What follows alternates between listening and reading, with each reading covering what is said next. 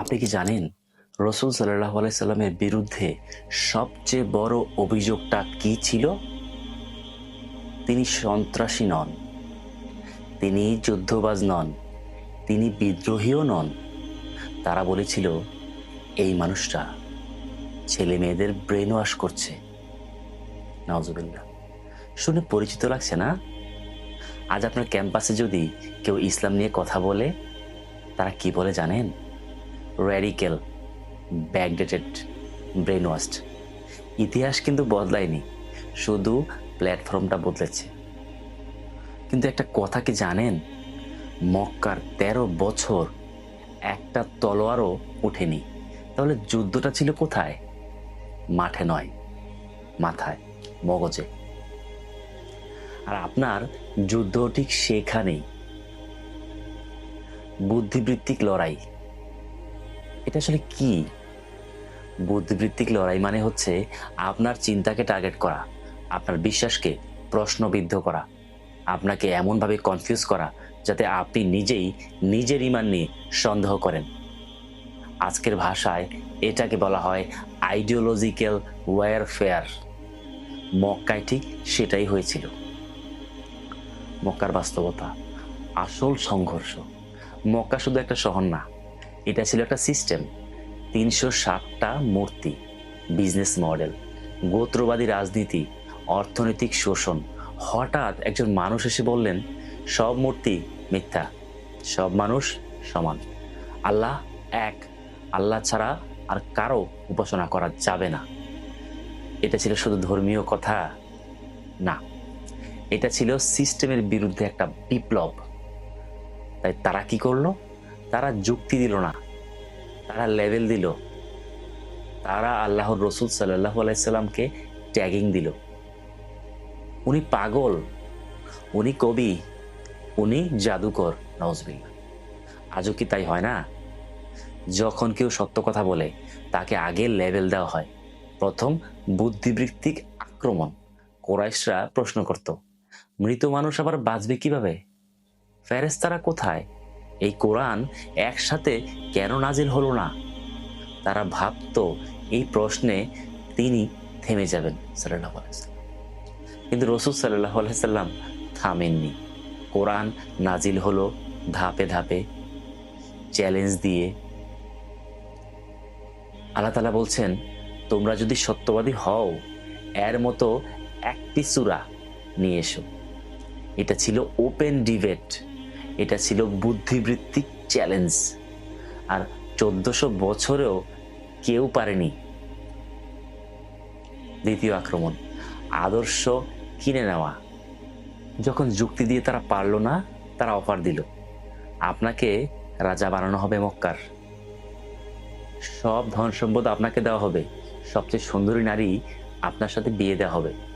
মানে কি? আইডিয়াটাকে স্টপ করার জন্য তারা আইডিয়াধারীকে কিনে নেওয়ার চেষ্টা করলো। আজও কি এমন হয় না? চাকরির অফার, স্কলারশিপের অফার, সামাজিক গ্রহণযোগ্যতার অফার, এর বিনিময়ে আপনার বিশ্বাস একটু সফট করতে বলা হয়, হয় না? রাসূল সাল্লাল্লাহু আলাইহি ওয়াসাল্লাম কি বললেন সেখানে? আমার এক হাতে সূর্য আর অন্য হাতে যদি চাঁদ এনে দেওয়া হয়, আমি তারপরও এই দাওয়া ছাড়বো না। এটা কি আবেগ? এটা আবেগ না, এটা ছিল একটা ক্ল্যারিটি। তিনি জানতেন কোনটা সত্য কোনটা মিথ্যা। কিন্তু আপনি কি জানেন কোনটা সত্য কোনটা মিথ্যা? আপনি ঠিক পথে আছেন কি নাই সেটা কি আপনি আইডেন্টিফাই করতে পারেন? আপনি কি বিশ্বাস করেন? কেন বিশ্বাস করেন? নাকি শুধু ফ্যামিলি ব্যাকগ্রাউন্ডের কারণেই আপনি মুসলিম? আজকের ক্যাম্পাস আধুনিক মক্কা। আজ আপনার ভার্সিটিতে সরাসরি কেউ বলবে না ইসলাম ভুল, ইসলাম রং, ইসলাম ব্যাকডেটেড। কিন্তু ধীরে ধীরে বলবে সত্য বলে কিছু নেই, সবই আপেক্ষিক। ধর্ম শুধু কালচার, মসজিদের মধ্যে সীমাবদ্ধ, এটাকে সব জায়গায় আনা যায় না। ধীরে ধীরে আপনার বিশ্বাসকে তারা অপশন হিসেবে বানিয়ে ফেলার চেষ্টা করবে। এইটাই তাদের বুদ্ধিবৃত্তিক লড়াই আপনার সাথে। তাহলে আপনি কি করবেন? প্রথমত প্রশ্নকে ভয় পাবেন না। দ্বিতীয়ত কোরআনকে বুঝে পড়ার চেষ্টা করুন। প্রতিটি শব্দ, প্রতিটি বাক্যকে হৃদয়ঙ্গম করার চেষ্টা করুন। অর্থগুলোকে বিভিন্নভাবে বোঝার চেষ্টা করুন। তৃতীয়ত, আকীদাকে শক্তিশালী করুন। চতুর্থত, ইসলামের ইতিহাসটাকে সঠিকভাবে এবং বিস্তারিতভাবে জানুন। পঞ্চমত, আবেগ দিয়ে না, জ্ঞান দিয়ে আপনাকে যারা চ্যালেঞ্জ করছে তাদেরকে উত্তর দেওয়ার চেষ্টা করুন। মনে রাখবেন, মক্কার 13 বছর ছাড়া মদিনার বিজয় কিন্তু আসতো না।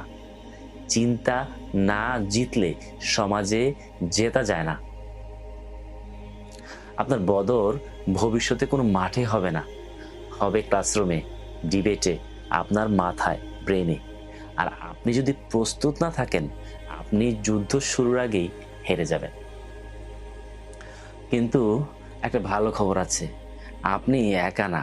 আপনি যদি সত্যি চান আর নিজেকে বুদ্ধিবৃত্তিকভাবে শক্ত করতে, ইসলামকে যুক্তি দিয়ে বুঝতে আর অন্যের প্রশ্নের সামনে চুপ না থাকতে, তাহলে কিতাবলের একটা সুন্দর দাওয়া প্যাকেজ তৈরি করেছে আপনাদের মতো তরুণদের জন্য। এখানে এমন সব বই এবং রিসোর্স দেওয়া আছে যা আপনার চিন্তাকে পরিষ্কার করবে, আপনার আত্মবিশ্বাসকে বাড়াবে, আপনাকে প্রস্তুত করবে এই চিন্তার যুদ্ধে। আপনি চাইলে শুধু কিতাবলের পেজে একটা নক করুন বা মেসেজ দিন, তাহলে তারা আপনাকে দাওয়া প্যাকেজটা আপনার ঠিকানায় পৌঁছে দিবে ইনশাআল্লাহ।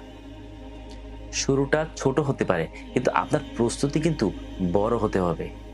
আর যদি আপনি মনে করেন আমাদের প্রজন্মকে শুধু ডিগ্রি না, দিক নির্দেশনাও দেওয়া দরকার, তাহলে কমেন্ট করুন আপনি প্রস্তুত। অথবা আপনি যদি জানতে চান যে এই ইতিহাসগুলোকে আমি কন্টিনিউ করি, তাহলে সেটাও আমাদেরকে কমেন্টে জানাতে পারেন। এখন প্রশ্ন হলো, আপনি কি দর্শক হয়ে থাকবেন নাকি অংশ নেবেন এই বুদ্ধিবৃত্তিক যুদ্ধে? সিদ্ধান্তটা আপনাকে নিতে হবে। আজকে তবে যাচ্ছি। সকলে ভালো থাকবেন, সুস্থ থাকবেন। আসসালামু আলাইকুম ওয়া রাহমাতুল্লাহি ওয়া বারাকাতুহু।